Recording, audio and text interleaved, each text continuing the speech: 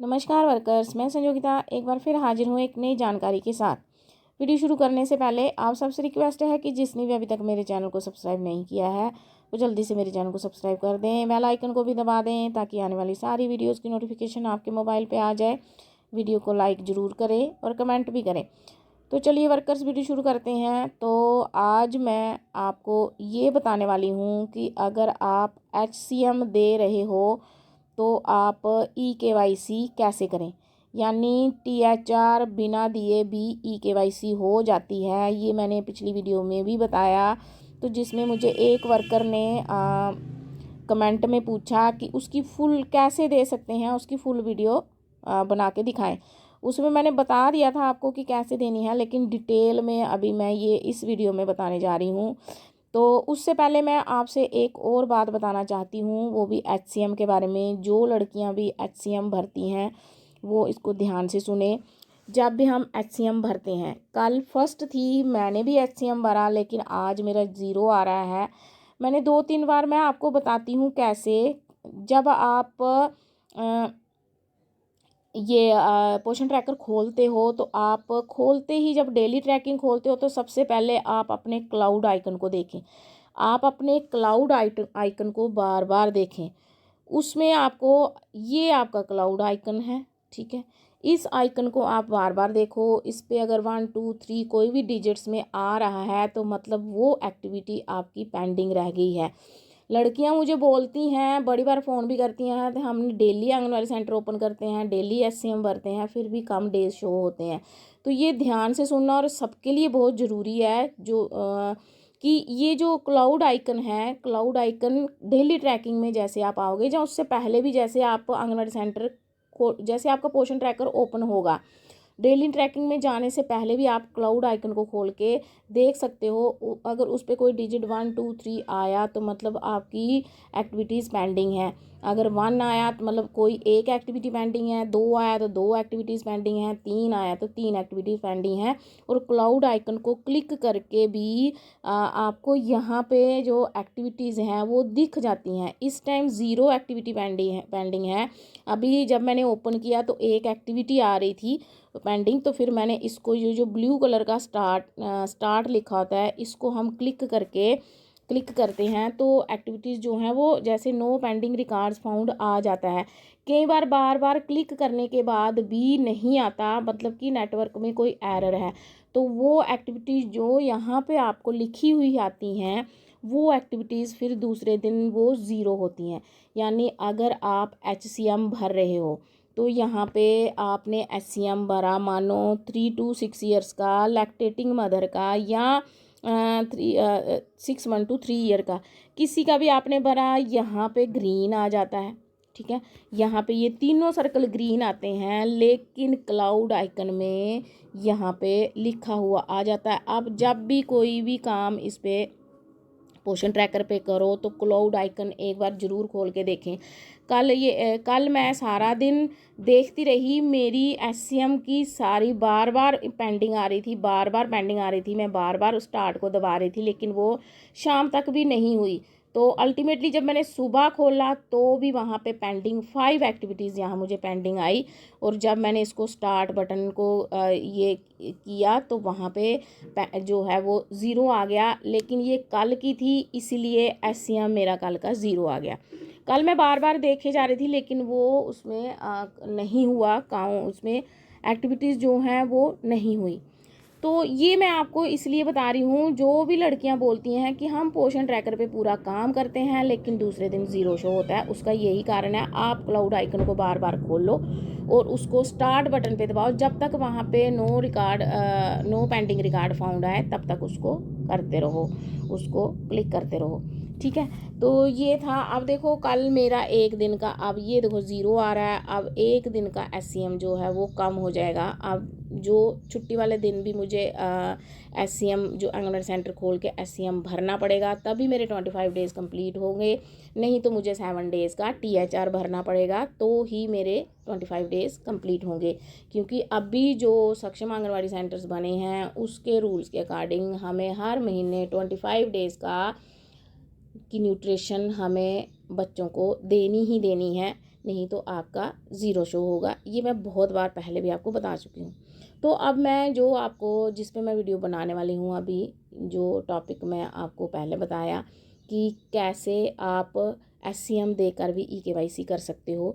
देखो, FRS हमने करना है और EKYC करनी है, ये दोनों होने ज़रूरी हैं अगर आप THR दे रहे हो तो। लेकिन अब जिनको आप SCM भी दे रहे हो, EKYC तो सबकी करनी पड़ेगी। FRS और EKYC एक बार आपको सभी बेनिफिशरीज़ की करनी है। और वो कैसे करनी है SCM देते हुए, मैं आपको बताती हूँ।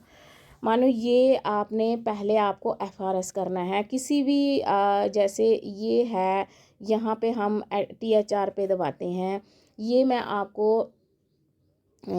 आपको अपना जो है करके दिखाऊंगी, लेकिन उसको सबमिट नहीं करूंगी क्योंकि बेनिफिशरी की जो गार्डियंस या फादर मदर हैं उनका वहाँ पे पहले से ही फ़ोटो क्लिक हो गया है। तो अभी मैं आपको बताती हूँ, ये थोड़ा खुल जाए। हाँ, ये एक बेनिफिशरी है जिसका मैं आपको THR क्लिक करके FRS कैसे करना है ये बताती हूँ।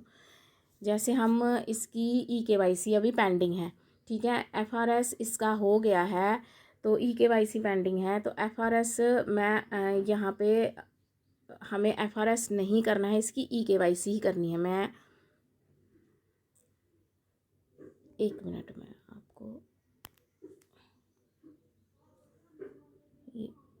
यहाँ पे इसका बताती हूँ। इसकी beneficiary photo is not captured and EKYC pending, इसकी दोनों हमने करनी है। तो यहाँ से मैं आपको बताती हूँ कैसे। जैसे आप प्रोसीड में जाओगे, फिर यहाँ पे प्रोसीड में जाओगे, फिर यहाँ पे एक्सेप्ट एंड प्रोसीड में जाओगे, यहाँ आप ये वॉइस ओवर सुन लोगे। कृपया जैसे तस्वीर खींचते समय जो जो इस वॉइस ओवर में बताया होगा आपने वैसे ही फ़ोटो क्लिक करना है। वैसे तो अब ये सबको पता है कैसे करना है। यहाँ कैप्चर फेस में चले जाएंगे। कैप्चर फेस में जैसे ही आप जाओगे तो यहाँ पे बेनिफिशरी के यहाँ पे आपने फेस के आगे कैमरा रखना है और उसको आई ब्लिंक करने के लिए बोलना है। ये आई ब्लिंक इसलिए बोला है कि लाइव ह्यूमन बीइंग हमारे सामने है, फ़ोटो के ऊपर फ़ोटो कोई ना खींच सके, ये उसके लिए है। और कईयों में क्या होता है, कईयों में यहाँ पे वो वीडियो आ रही है तो आप उसको वीडियो पे भी क्लिक करके जो भी है वहाँ पे कैमरा रख के जो भी वीडियो आए, फ़ोटो कैप्चर आए, आपने वहाँ पे उसको कर लेना है। उसके बाद यहाँ आई ब्लिंक होनी चाहिए, स्ट्रेट फेस होना चाहिए 2-3 बार। फिर उसके बाद क्या होता है, थोड़ी देर के बाद जैसे ही वो सेटिस्फाई हो जाता है, कैमरा सब कुछ करेक्ट होता है, तो ग्रीन टिक आते हैं दोनों पे। तो ग्रीन टिक आने के बाद भी थोड़ी देर के बाद प्रोसेसिंग वाला प्रोसीजर आ जाता है। तो जब तक वो पूरा ना आए, आपने कैमरा जो है वो प्रोसेसिंग वाला आ जाए, कैमरा बेनिफिशरी के फेस पे ही रखना है। जैसे प्रोसेसिंग लिखा हुआ आ जाए तो आप वहाँ से कैमरा हटा लीजिए और फ़ोटो का जो फ़ोटो है वो सेव कर लीजिए, ठीक है। जैसे आपका फ़ोटो सेव हो जाए, आपने बैक जाना है, ठीक है। आप बैक जाओगे, बैक जाने के बाद आपने पोर्शन ट्रैकर पे बैक जाना है और यहाँ मोर ऑप्शन पे आना है और मोर ऑप्शन पे आपने लॉग आउट, अपने पोर्शन ट्रैकर को लॉग आउट कर देना है। वहाँ प्रोसीड टू EKYC आएगा, लेकिन आपने वहाँ से EKYC नहीं करनी है। मानो जिस ये जो इस बेनिफिशरी की हमने फ़ोटो कैप्चर कर लिया है, तो इसी के पेरेंट्स आपके पास बैठे हुए हैं, जो भी आप उनकी मदर आई है उसका आप फ़ोटो क्लिक कर रहे हो। तो उसके बाद आपने क्या करना है, यहाँ पे मोर ऑप्शन पे जा कर के आपने इसको लॉग आउट कर देना है। जैसे ही वर्कर्स आप इसको लॉग आउट करोगे तो ये वापस इसमें 3 जो हैं लॉगिन के प्रोसेस जो हैं, हम किस किस से लॉगिन कर सकते हैं। तो ये जो ऑप्शंस आ जाएंगे लॉगिन के, तो हमने क्या करना है, बेनिफिशरी या सिटीजन्स में OTP बेस्ड लॉगिन पे जाना है, ठीक है। OTP बेस्ड लॉगिन पे जा कर के जैसे आप इसको क्लिक करोगे तो जिस भी बेनिफिशरी जो जिनके पेरेंट्स आपके सामने बैठे हुए हैं उनका मोबाइल नंबर यहाँ पे भरना है और OTP के लिए उनके मोबाइल पे OTP आ जाएगा। ये एक एक बेनिफिशरी का नहीं होगा, ये मतलब ये हर एक बेनिफिशरी का एक साथ नहीं होगा, ये एक एक बेनिफिशरी का होगा और उस बेनिफिशरी के मोबाइल पे OTP आएगा तो आप उस बेनिफिशरी की पूरी प्रोफाइल यहाँ खुल जाएगी। जैसे ही वर्कर्स OTP हम यहाँ पे भरेंगे, फिर वेरीफाई OTP करेंगे, तो ऐसे बेनिफिशरी की पूरी डिटेल यहाँ खुल जाएगी। तो यहाँ पे लिखा हुआ आएगा ब्लू कलर में कंप्लीट EKYC। तो यहाँ पे आपने EKYC को क्लिक करना है।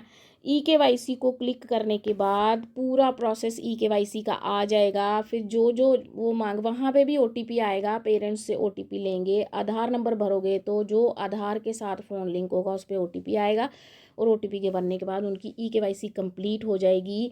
यहाँ पे हम आपको THR नहीं भरना पड़ेगा। तो ये थी वर्कर्स में आपको ये क्या था कि आपने THR दिए बिना बच्चे के जो बेनिफिशरी है उसकी EKYC कैसे करनी है। ठीक है, तो यहाँ पे आपको जब आप THR क्लिक करके FRS करोगे, FRS के बाद EKYC आएगी, EKYC सक्सेसफुल होगी तो आप उसमें फिर उसके बाद THR के ऑप्शंस आएंगे। जब तक आप THR के ऑप्शंस नहीं भरोगे तो वो सारा बैक हो जाएगा। लेकिन बेनिफिशरी या सिटीजन लॉगिन पे जब आप करोगे तो आपको EKYC बिना THR भरे भी हो जाएगी। आप अपने बेनिफिशरी को आप SCM दे के भी EKYC कर सकते हो। तो जो ये लड़कियों ने मुझे वर्कर ने मुझे कमेंट में पूछा था कि हम बिना THR दिए EKYC कैसे कर सकते हैं, तो ये उस पर आज की वीडियो थी। मिलते हैं नेक्स्ट वीडियो में, तब तक के लिए हैव ए नाइस डे।